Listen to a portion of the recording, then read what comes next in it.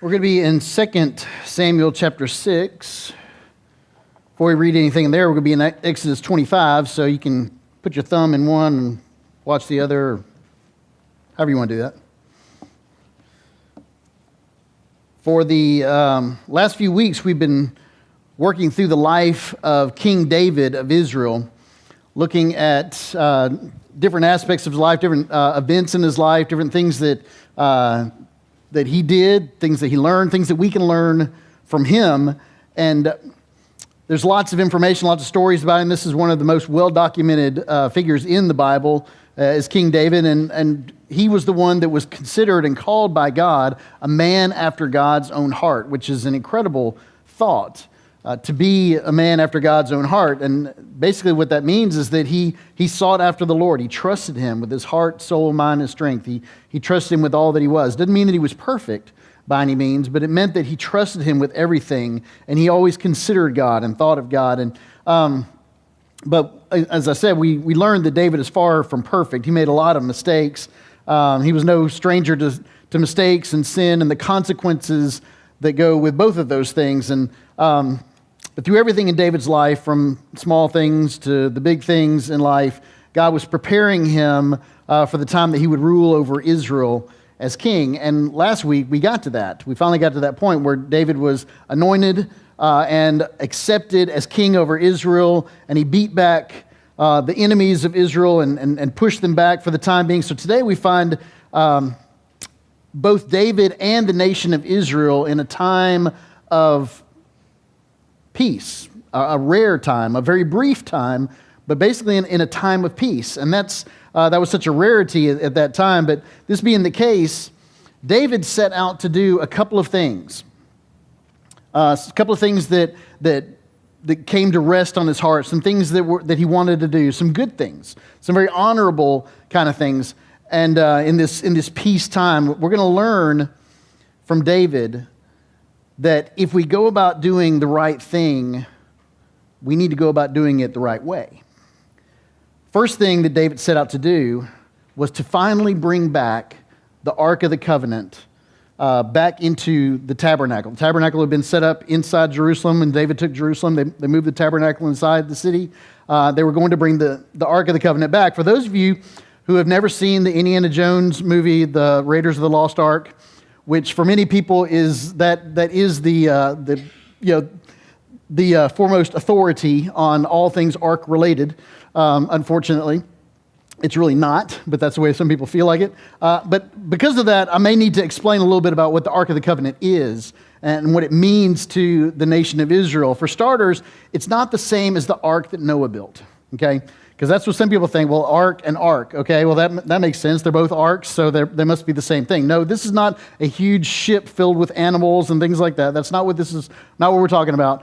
Ark actually just means box. That's what the word in Hebrew means. It just means box or chest. And so this ark was about 4 feet long, about 2.5 feet deep, about 2.5 feet wide.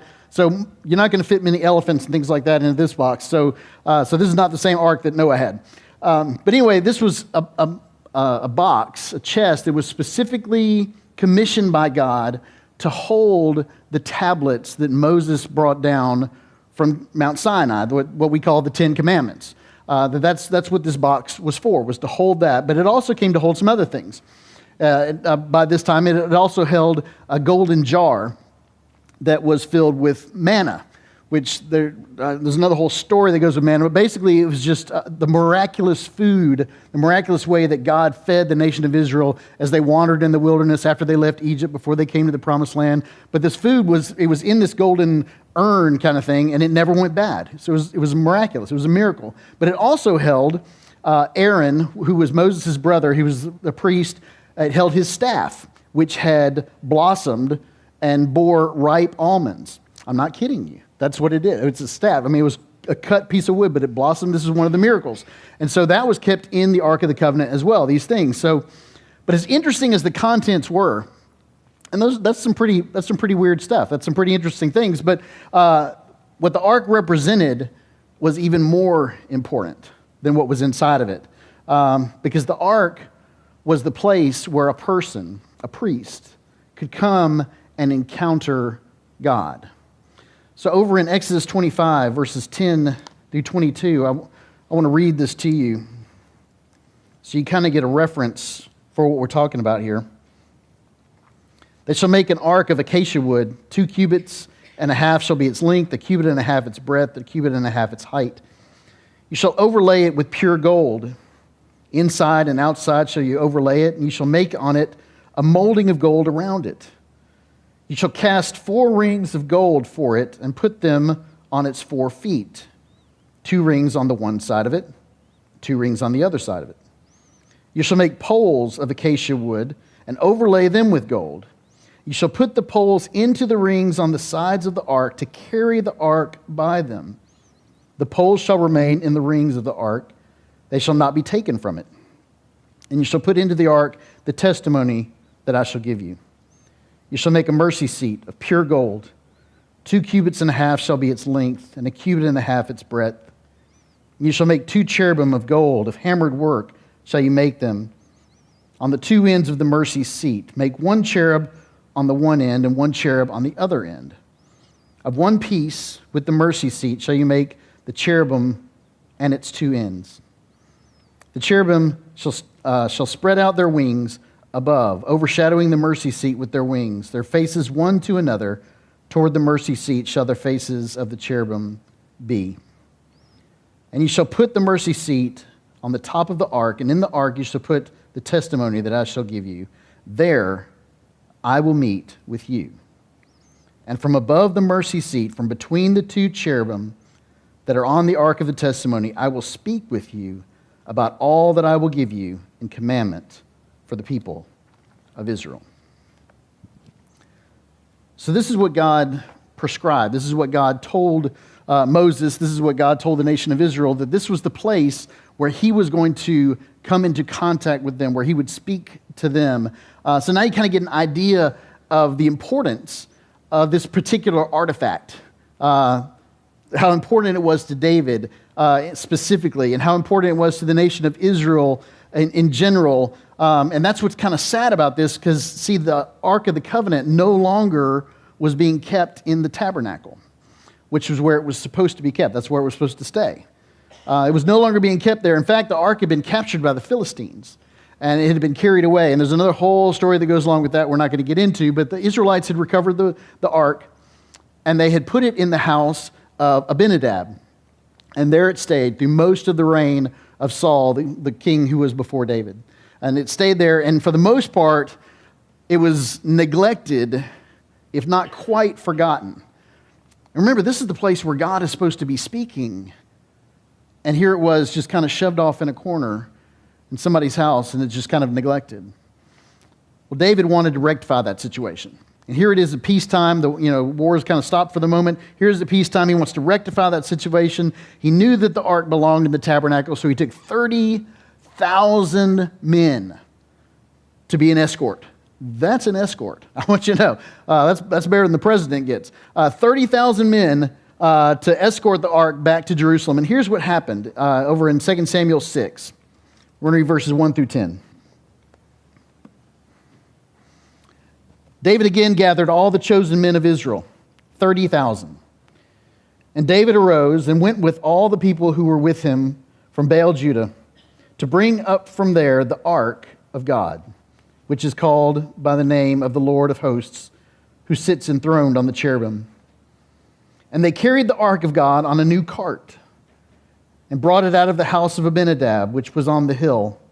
And Uzzah and Ahio, the sons of Abinadab, were driving the new cart with the ark of God.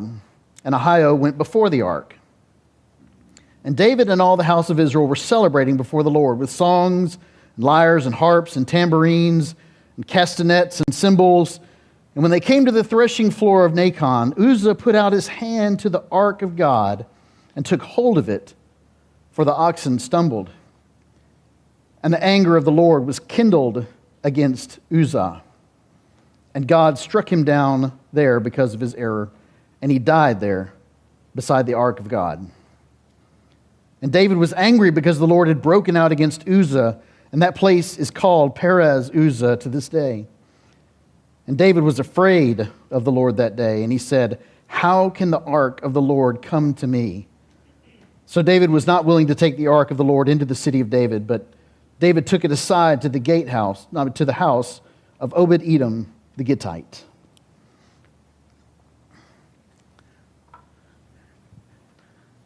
Well, that escalated quickly. Here they were. They were taking the ark. They had loaded it up onto an ox cart. They were rolling down the street, rolling down the road on the way to Jerusalem. The oxen stumbled, jostled the ark. Uzzah reached out to stop the ark from falling off of the cart, effectively, to steady it, keep it from falling, and God struck him dead like that. That seems a bit of an overreaction, doesn't it? He was trying to stop this artifact. He was trying to stop this holy symbol from falling into the dirt. Why would God strike him dead? Why would God kill him for something like that? You would think that that's a good thing, to stop the ark from falling down into the dirt of the street. Well, that brings us back to the lesson, this first lesson that we need to learn today, and that is that if we're going to do the right thing, we have to do it the right way. If you're going to do the right thing, you've got to do it the right way. See, David's first mistake, and yes, Uzzah made a mistake, but the mistake really rests with David. Because see, David's first mistake was putting the ark onto an ox cart. That's not how the ark is carried. That's not how you're supposed to move the ark. Remember the poles that we read about when we read that Exodus? Remember those poles? Talked about the rings, talked about the poles. The poles always stay there. You carry the ark with the poles. You don't put the ark on an ox cart. You don't put the ark on anything. You carry it with the poles. In fact, there were Levites, a special kind of office that was held. They had to be the ones to carry it. And they carried it up on their shoulders with the poles, and that's the way it was supposed to be done. And if David had done his homework before he went after the ark, then he would have known that. He would have seen that in Scripture. He would have known that. So David was doing a good thing, bringing the ark back to the tabernacle, bringing it back where it belonged. He was doing a good thing, but he was doing it the wrong way. And ultimately, it cost Uzzah his life. You may have experienced something like this before. Not, being struck dead for touching the Ark of the Covenant, but something similar, something else. Because we've got opportunities every day to do good things. We have opportunities to do good every single day, and sometimes we take those opportunities, but we go about them in the wrong way. Sometimes we take shortcuts. Sometimes we may do the right thing, but do it half-heartedly. Sometimes we may do a good thing, but we don't give glory to God in it. And so we do the right thing, but we do it the wrong way. Some examples. You may teach a Bible study, but maybe you didn't study enough preparing for it. Maybe you didn't do enough. Maybe you just kind of went into it, kind of flying by the seat of your pants or something like that. Well, doing a good thing, maybe not doing it the right way. Or maybe you didn't apply it to your learners. Maybe you didn't do anything to make an application. Or maybe you developed a sense of pride about it because everybody told you what a good job you did. Teaching Bible study is a good thing, but we can go about doing it the wrong way, and we shouldn't. You may help a person who needs food. That's good. We should help people who need food, but maybe you did it grudgingly. Maybe you did it thinking bad thoughts about the person that you were helping. Maybe you didn't share that it was because of Jesus and his love for you and him and the person and all of us, that was the reason why you were doing it in the first place, the reason why you were helping him. Maybe you neglected to say that it's because of Jesus, and maybe you're kind of taking the credit for yourself. See, it's a good thing, but it's done the wrong way. Or you might give someone some godly advice, but you did it with a mean spirit.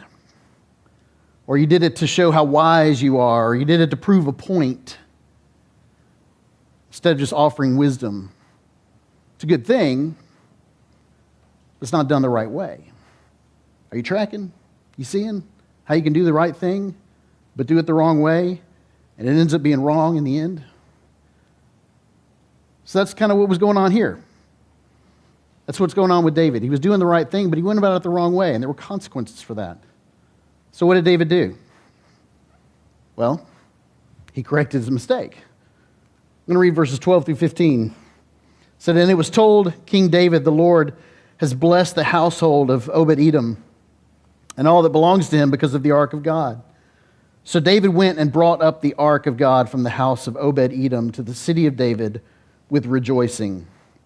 And when those who bore the ark of the Lord had gone 6 steps," you see what he's doing? They're carrying it the way it's supposed to be carried. When they had gone 6 steps, he sacrificed an ox and a fattened animal. And David danced before the Lord with all his might. And David was wearing a linen ephod. So David and all the house of Israel brought up the ark of the Lord with shouting and with the sound of the horn. He corrected his mistake. He went back with the right motives. His motives were probably good to begin with. But he went back with the right motives and with the right people and in the right way. And he brought the Ark of the Covenant back to its rightful place in the tabernacle, back where it belongs. See, when we do the right thing, but we do it the wrong way, we need to do what David did. We need to go back and correct our mistake. It's not enough to just kind of let it go. See, Proverbs 28:13 tells us this. It says, "Whoever conceals his transgressions will not prosper, but he who confesses and forsakes them will obtain mercy." This is God's word for us. When we do the right thing, but we do it the wrong way, sometimes we kind of give ourselves a pass, but we shouldn't. He who conceals his transgressions will not prosper, but he who confesses and forsakes them will obtain mercy. See, God is merciful. God is forgiving. But we need to be confessional about it. We need to be repentant about it. So that's the first thing we need to learn. But the second thing we need to learn from David here is that David set out, another thing that David set out to do during this time of peace is he wanted to build a permanent structure, a permanent temple to take the place of the tabernacle. Now, from this we're going to learn that, we shouldn't feel bad when God says no. So kind of hang on to that. But in these days, modern times of where we have structural buildings, where we have, structural churches, permanent religious structures all over the place, especially in the southern United States, where there is a church building on almost every corner. There's at least 15. I'm thinking, I know I missed some, but just off the top of my head, I can think of 15 in halls. Just in halls. That's wild. 15 different church buildings just in halls, and almost in every corner. And it seems odd for us that the Israelites would worship in what was basically a tent. I mean, that's what the tabernacle was. It was a tent. Had kind of a barricade around it that was also made out of cloth, but the inside was, it was a tent. It doesn't seem very holy, That doesn't seem very special. Doesn't seem very God-honoring to be hanging out in a tent. That's what you go camping in for those people that are crazy enough to go out in the woods and do that. But that's what it was. It was a tent. And, where do you put the pews? Where do you hang the stained glass? Where are the Sunday school rooms? This can't possibly be right to put this, this special building, this thing that was a tent. This is where we're supposed to go to meet God. When we think back to the early days of the Israelite people after they left Egypt, it kind of makes sense that it's a tent because they were wandering around. They were wandering from place to place for 40 years out there. They were wandering around, but then even once they came into the Promised Land, they were still moving from place to place. In fact, from the time of the Exodus where they left Israel to the time of King David, they had basically been moving around even within their own area for 400 years. And the tabernacle kind of moved around with them, wherever it was that they were. And so it kind of makes sense that you would use a tent for that because you can't just pick up buildings and carry them around and things like that. But besides, God himself is the one that gave Moses the whole tent idea and plan. God was the one that gave it to him. There were very specific instructions on how big it was, what kind of shape it was, what kind of furniture was supposed to be in there. And one of those things was the Ark of the Covenant. And so that's kind of what the Israelites continued to use even after they moved into Jerusalem. But David was feeling kind of guilty. See, because David had a really nice house. Said it was made out of cedar. And that was like the tops then. They didn't do brick so much. But anyway, that was nice. It was a cedar house, and he was kind of guilty because he was living in a really nice house, and God's house was still a tent. And so he got to thinking. He was thinking, I need to build God a house. I need to build God a nice house, a nice place, something permanent, something grand, something that really honors God and shows everybody how great God is. And so that's why he wanted to build a temple. It's a good thought. It's good motives. And God is certainly worthy of a grand edifice. God is certainly worthy of that. But God had other plans. Let's look at 2 Samuel 7. We're going to pick up in verse 1. It says, Now when the king lived in his house and the Lord had given him rest from all his surrounding enemies, the king said to Nathan the prophet, See now, I dwell in a house of cedar, but the ark of God dwells in a tent. Nathan said to the king, Go do all that is in your heart, for the Lord is with you. But that same night the word of the Lord came to Nathan, Go and tell my servant David, Thus says the Lord, Would you build me a house to dwell in? I've not lived in a house since the day I brought up the people of Israel from Egypt to this day, but I have been moving about in a tent for my dwelling. In all places where I have moved with all the people of Israel, did I speak a word with any of the judges of Israel, whom I commanded to shepherd my people Israel, saying, Why have you not built me a house of cedar? Now, therefore, thus you shall say to my servant David, Thus says the Lord of hosts, I took you from the pasture, from following the sheep, that you should be a prince over my people Israel. And I have been with you wherever you went, and have cut off all your enemies from before you. And I will make for you a great name, like the name of the great ones of the earth. And I will appoint a place for my people Israel, and will plant them, so that they may dwell in their own place and be disturbed no more. And violent men shall afflict them no more, as formerly, from the time that I appointed judges over my people Israel, and I will give you rest from all your enemies. Moreover, the Lord declares to you that the Lord will make you a house. When your days are fulfilled and you lie down with your fathers, I will raise up your offspring after you, who shall come from your body, and I will establish his kingdom. He shall build a house for my name, and I will establish the throne of his kingdom forever. I will be to him a father. He shall be to me a son. When he commits iniquity, I will discipline him with the rod of men, with the stripes of the sons of men.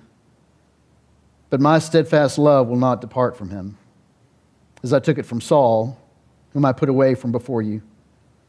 And your house and your kingdom shall be made sure forever before me. Your throne shall be established forever. In accordance with all these words and in accordance with all this vision, Nathan spoke to David. David wanted to build a temple for God, a place deserving of the Ark of the Covenant, a place deserving of being called God's house. And God said, no. God said no. Why in the world would God say no? This is a great idea. This is a fantastic idea with great intentions. How could this not possibly be God's will? How in the world? Well, 1 Corinthians sheds a little light on it. One of these same lines, it's the same time period in a different book of the Bible. It says, David said to Solomon, My son, I had it in my heart to build a house to the name of the Lord my God. But the word of the Lord came to me, saying, You have shed much blood and have waged great wars. You shall not build a house to my name, because you have shed so much blood before me on the earth. Behold, a son shall be born to you, who shall be a man of rest. I will give him rest from all his surrounding enemies, for his name shall be Solomon. And I will give peace and quiet to Israel in his days. He shall build a house for my name. He shall be my son, and I will be his father, and I will establish his royal throne in Israel forever. See, David had been a man of war since the time he stood toe-to-toe with Goliath. with the giant. He had been a man of war ever since. He had been fighting battles. He had been on the run. He had been spilling blood, constantly fighting. Remember, even after he killed Goliath and they were going through the towns, they were singing the songs of how David had killed his tens of thousands. Well, this time of peace that they're experiencing right now is not going to last. They were experiencing a time of peace, but it was not going to last. David was soon going to be at war again. David was going to soon be in battle again with all the surrounding nations, and God wanted a man of peace to be the one to build his temple, not a man of war. That's why God chose David's son and successor, Solomon, to be the one to build the temple. Now, this wasn't a punishment. That's what a lot of people think, is that somehow God was punishing David, saying, you can't build me a temple and that's a punishment against you. But it wasn't a punishment at all. See, in fighting wars, in fighting battles, David was doing what God had created him to do. This is what God created him to do, what he had prepared him to do, what he had called him to do. We may say, but it was David's idea to build this temple. Why does his son get to build it instead of him? Well, it wasn't David's idea. It was God's idea. And he had a plan in place that didn't really include David. See, the point of us today is not who built a temple thousands of years ago. That's not really the point. The point for us today is that sometimes we have ideas and plans and dreams, and they're conceived with the purest of all intentions. And sometimes God says no. Sometimes God says no. Proverbs 19:21 gives us some wisdom in this. It says, many are the plans in the mind of a man, but it is the purpose of the Lord that will stand. God's purposes stand, not ours. Even though they may be well-intentioned, even though they may have, even though we may be doing good things. Maybe your desire is to have a great job, make lots of money, so you can use it to help missionaries on the foreign field to spread the gospel. Maybe that's your plan, and God says no. Maybe your plan is to have children and to raise them up to follow the Lord. What an